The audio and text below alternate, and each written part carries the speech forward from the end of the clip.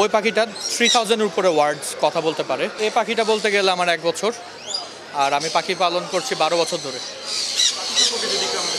জি, পাখির সম্পর্কে আমাদের এখানে যেমন আমরা নিয়ে এসেছি ম্যাকাও, কাইক এবং বিভিন্ন রকমের কাকাতুয়া আরও অনেক পাখি। এগুলো আমরা মোটামুটি ছোট ধরনের যেগুলো পাখি, এগুলো আমরা নিজেরা ব্রিড করি। আবার অনেক সময় আমরা বাচ্চা কালেক্ট করি অনেক জায়গা থেকে, তারপর আমরা এগুলো মার্কেটে দিই। আমার হাতে যেটা আছে এটা 3 লাখ টাকার কাছাকাছি।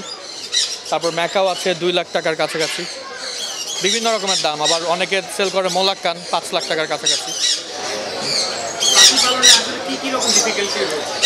ডিফিকাল্টির থেকে মজা বেশি, কজ হচ্ছে অন্য প্রাণীও আমরা পালি, কুকুর বিড়াল সবই আছে।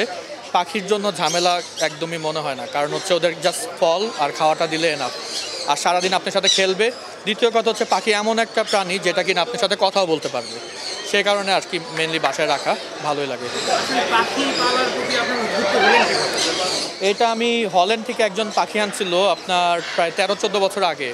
তখন আমি প্রথম পাখি একটা কিনি, আফ্রিকান গ্রে প্যারট। ওইটার থেকে আমার ইচ্ছা মানে এসেছে, কারণ হচ্ছে ওই পাখিটা 3000-এর উপরে ওয়ার্ডস কথা বলতে পারে। ওইটার থেকে আমার আর কি পাখির প্রতি একটা মানে সফট কর্নার ক্রিয়েট হয়েছে।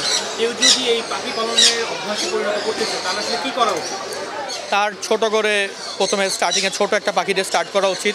পাখির ব্যাপারে বোঝার পরে একটা বড় পাখি নেওয়া উচিত, তাহলে সে অনেক দিন রাখতে পারবে। কারণ এই পাখিগুলো হচ্ছে আপনার ফুল লাইফের জন্য 60 থেকে 70 বছর বাঁচে। তো একটা নিলে আপনার এটা রাখতে হবে আর কি। আমার এটা সিডস খায়, পেয়ারা খায়, আপেল খায়, কলা খায়।